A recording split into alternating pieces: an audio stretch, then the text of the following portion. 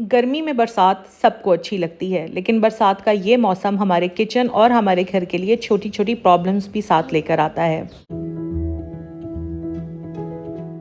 Monsoon season में humidity बहुत ज़्यादा बढ़ जाती है और इसी एक्सेसिव ह्यूमिडिटी की वजह से हमारा घर और हमारा किचन हमसे थोड़ी सी ज़्यादा डिमांड करता है। आज की वीडियो में मैं किचन और घर के हवाले से कुछ ऐसी टिप्स शेयर करने के लिए जा रही हूँ जो मॉनसून सीजन में आप लोगों को बहुत हेल्प करेंगी। बरसात के मौसम में सबसे ज़्यादा मक्खियों का सामना करना पड़ता है। घर की खिड़कियां, दरवाजे सब बंद होता है। फिनाइल, डेटॉल का पोंछा भी लग रहा होता है, लेकिन इसके बावजूद भी ये मक्खियां ना जाने कहां से घर में दाखिल हो जाती हैं। मक्खियों को हम बहुत आराम से अपने घर से भगा सकते हैं ये फ्लाई किलर बेट इस्तेमाल करके। ये किलर बेट ना सिर्फ मक्खियों के लिए है, बल्कि कॉकरोचेस और चींटियों के लिए भी बहुत ही मौसर है। चीनी के दानों में दवाई मिक्स करके ये किलर बेट तैयार की जाती है। दराज पर इजीली अवेलेबल है, लिंक डिस्क्रिप्शन में है, आप लोग बाय कर सकते हैं। आपने करना सिर्फ ये है कि जितने भी डस्टबिन्स हैं जिन पर मक्खियाँ या कॉकरोचेस आने का डर रहता है, उसमें ये किलर बेट स्प्रिंकल कर दें। अब जैसे ये मेरी गैलरी है, ये हमेशा साफ़ सुथरी होती है, लेकिन इसके बावजूद भी यहाँ पर मक्खियाँ बहुत ज़्यादा होती हैं। तो मैं इस किलर बेट को अपनी गैलरी के इस वाले पार्ट में इस तरह से फैलाकर डाल देती हूँ और आप यकीन करें कि सिर्फ 2 मिनट के अंदर अंदर मक्खियाँ इस बेट पर आकर बैठ जाती हैं, इसको खाने की कोशिश करती हैं और खाने की कोशिश में इसी बेट के साथ वो चिपक जाती हैं और इन द एंड मर जाती हैं। घर की बाकी चीज़ों की तरह घर में इस्तेमाल होने वाले फुट मैट्स को साफ़ सुथरा रखना भी बहुत ज़्यादा ज़रूरी है। बहुत सारे लोग इस बात को इग्नोर कर देते हैं, लेकिन 3 माह में एक बार अपने फुट मैट्स आप लोग ज़रूर वॉश करवा लिया करें।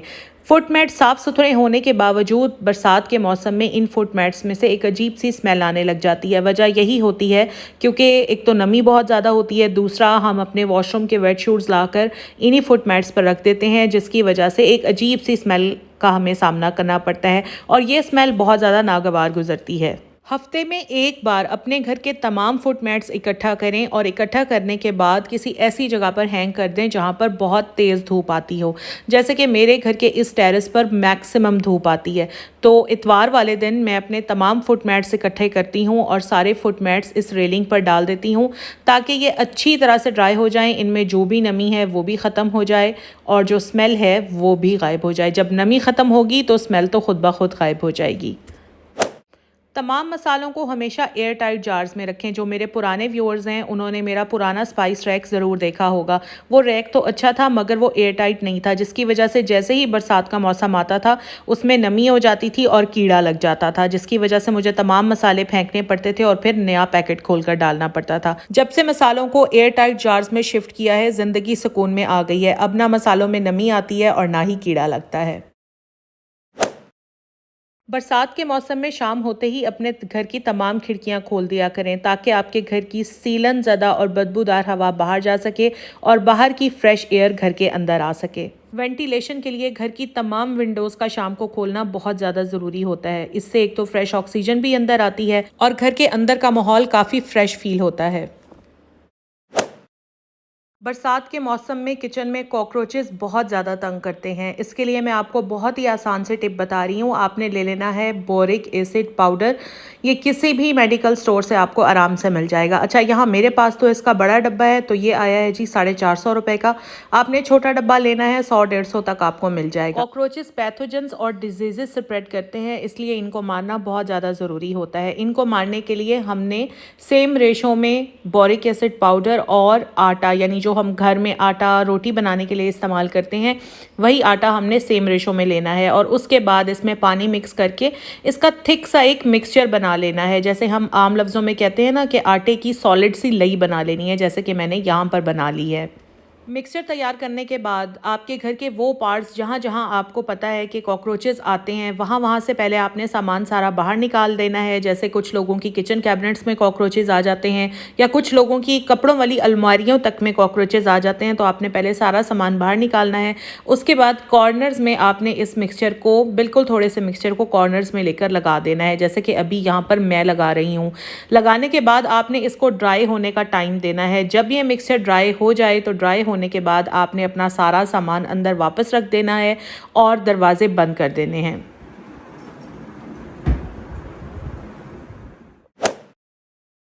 वीक में एक बार अपने घर के तमाम डस्टबिन्स को लाजमी वॉश करवाएं और वॉश करवाने के बाद कम से कम 2-3 घंटे तक डस्टबिन्स को धूप में ज़रूर छोड़ें ताकि वो अच्छी तरह से ड्राई हो जाएं।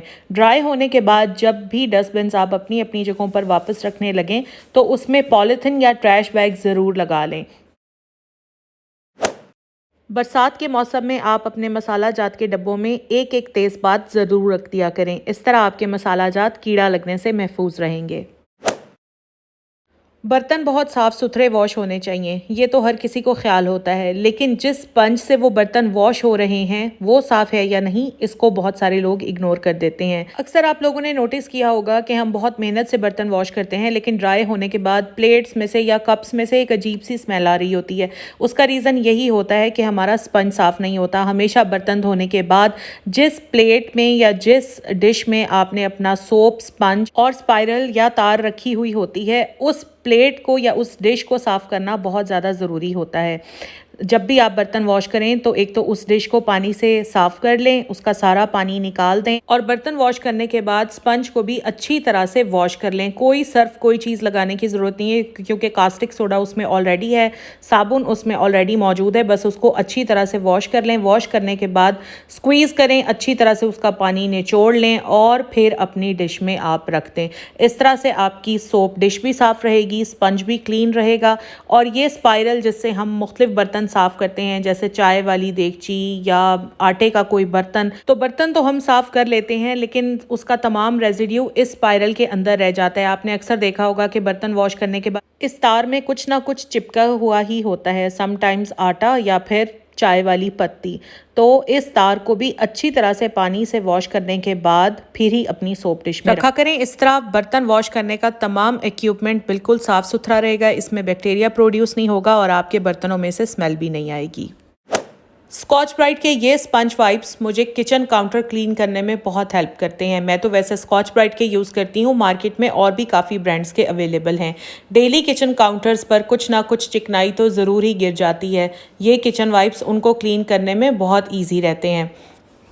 किचन काउंटर क्लीन करने के बाद इन वाइप्स को थोड़े से सर्फ के साथ डेली ज़रूर वॉश कर लिया करें। इस तरह आपका वाइप क्लीन रहेगा, चिकनाई भी दूर हो जाएगी और खुशबूदार भी रहेगा। वाइप को वॉश करने के बाद अपने किचन की विंडो में ही इस तरह से हैंग कर दें ताकि बाहर से हवा इसको लगती रहे और वाइप अच्छे से ड्राई हो जाए।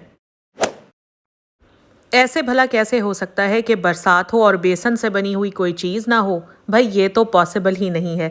ग्रोसरी में हम अक्सर काफ़ी बेसन इकट्ठा ले आते हैं और बरसात के मौसम में इस बेसन में नमी और कीड़ा लगने का डर होता है।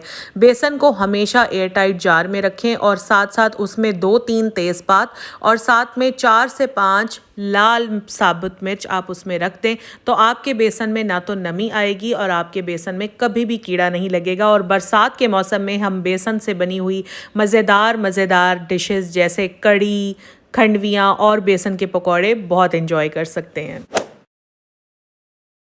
बरसात के मौसम में मच्छर, मक्खियाँ, कॉकरोचेस, मकड़ियाँ, इसके अलावा और भी बहुत सारे छोटे मोटे इंसेक्ट्स होते हैं जो हमारे घरों के अंदर आ जाते हैं। इसके लिए ज़रूरी होता है जो हमारे घर का बाहर वाला एरिया है वहाँ पर भी कोई ना कोई ऐसा केमिकल स्प्रे ज़रूर किया जाए, एक तो जो हमारी सेहत के लिए नुकसानदेह ना हो, दूसरा जो इन तमाम इंसेक्ट्स को किल भी कर दे। इसके लिए यहाँ पर मैं आपको ये वाला केमिकल दिखा रही हूँ, इसको फेंडोना बोलते हैं। ये आपने सिर्फ अपने घर के बाहर वाले एरियाज़ में स्प्रे करना है, घर के अंदर इसको बिल्कुल भी स्प्रे नहीं करना।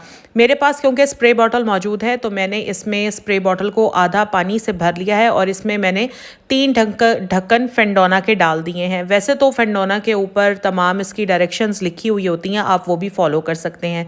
तो घर के बाहर हमारी जो गैलरीज होती हैं या हमारा पोर्च होता है वहाँ पर हमने ये फेंडोना पानी में मिलाकर सारा इस तरह से स्प्रे कर देना है ताकि मच्छर, मक्खी, कॉकरोच और छोटे मोटे जो भी इंसेक्ट्स हैं उनसे हमारे घर का बाहर वाला एरिया महफूज रहे।